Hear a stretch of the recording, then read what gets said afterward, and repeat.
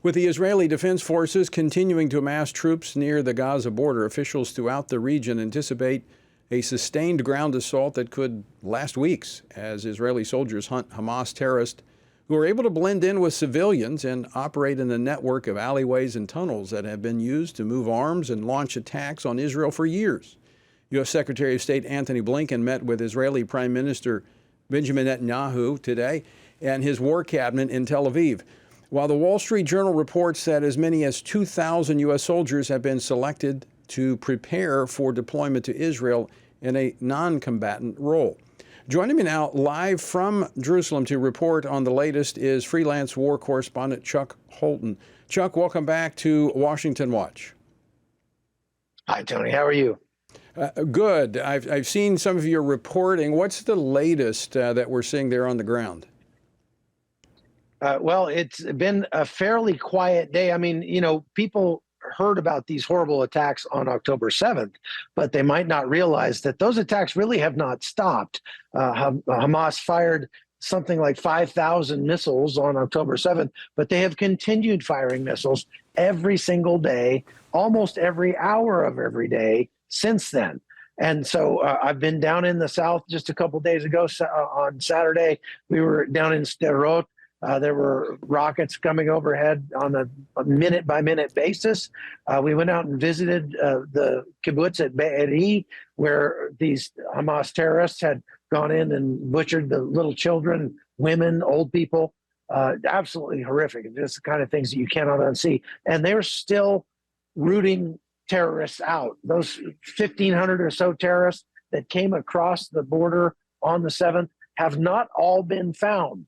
They've gotten almost all of them, but even today, there was some more that they were able to find and neutralize here inside the sovereign territory of Israel. So it has been pretty busy for the IDF, even as they prepare this ground incursion.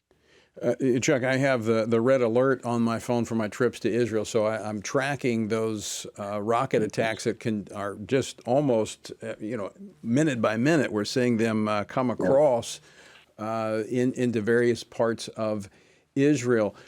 Let's talk about those terrorists that are still at bay. Are they just hiding, or are they still trying to perpetrate terror there in Israel? Well, the only way that they're finding them really is because they are still perpetrating terror. The one that they found today, I believe, it came out on the road and was shooting at cars that were going by. I don't think there were any injuries to speak of, except for, and that's because everybody is now armed. I mean, everywhere you go, you see people with, the standard capacity magazines and M4s out, just slung over their backs as they go about their business. So it's not likely you're going to see a lot more casualties from that. The real question on everybody's mind right now is what's going to happen when this ground incursion begins, because the troops are ready. They're just waiting for the word to go in. The question everybody else has is, what will Hezbollah do in the north once that happens? And what will Iran do as well? And I think that's why you're seeing the United States announcing, they haven't sent any troops yet, but announcing that they plan to send American troops into Israel in a non-combat role, just doing medical stuff.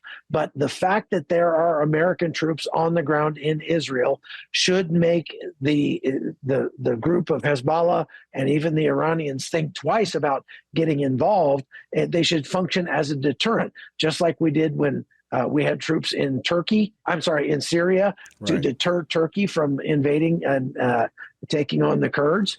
And so that's kind of the sense here, is what's going to happen once they go into Gaza. Chuck, let's talk a little bit about that incursion into Gaza as they move into the northern part of the Gaza Strip. We're hearing about the humanitarian crisis that's unfolding there. Israel warning the civilians to move out. We're getting reports Hamas blocking them from leaving. With extensive network of tunnels. We know that they hide things under schools and hospitals. They hide behind civilians. What do you anticipate, and what are you hearing as this invasion seems to be imminent?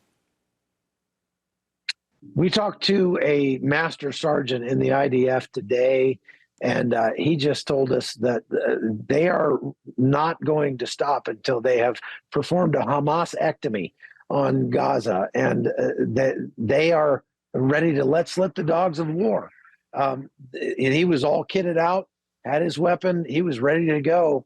And he said, as soon as we get the word, it is on. I think that one of the things that we're hearing here is that the longer they wait, it actually may work in their favor, because since they've cut off power and fuel and food and that sort of thing, it just makes it puts the defenders at a disadvantage the longer they wait. Also, the weather has been pretty bad here for the last couple of days. There's been a lot of rain. And when we were down at the border on Saturday, I saw more armor in one place than I've ever seen in my life. And I've been doing this for 20 years. A lot of Merkava tanks, Mark IVs, a lot of their specialized turretless tanks that they've modified for street fighting inside Gaza. And so all preparing to go in. But the thing that struck me was that dust. It was dry that day, and that fine talcum powder dust that you only seem to find in the Middle East that just gets into everything. The only thing that's worse than that dust is when it rains and that stuff turns to mud, because then it's like super glue. And so they may be waiting for it to dry out a little bit before they go in. Chuck, another thing we're hearing, and of course, the choir of the international community, that are going to tell Israel to dial it back is going to get louder and louder. Part of what we're hearing is humanitarian, that they're not allowing humanitarian aid in on the southern part coming from the Sinai Peninsula up in that area, down in that area. Is there concern that these shipments of humanitarian supplies may well be supplying Hamas and rearming them? Well, yes, and the Hamas terror organization, without a doubt, is weaponizing its own people, and they're weaponizing their misery.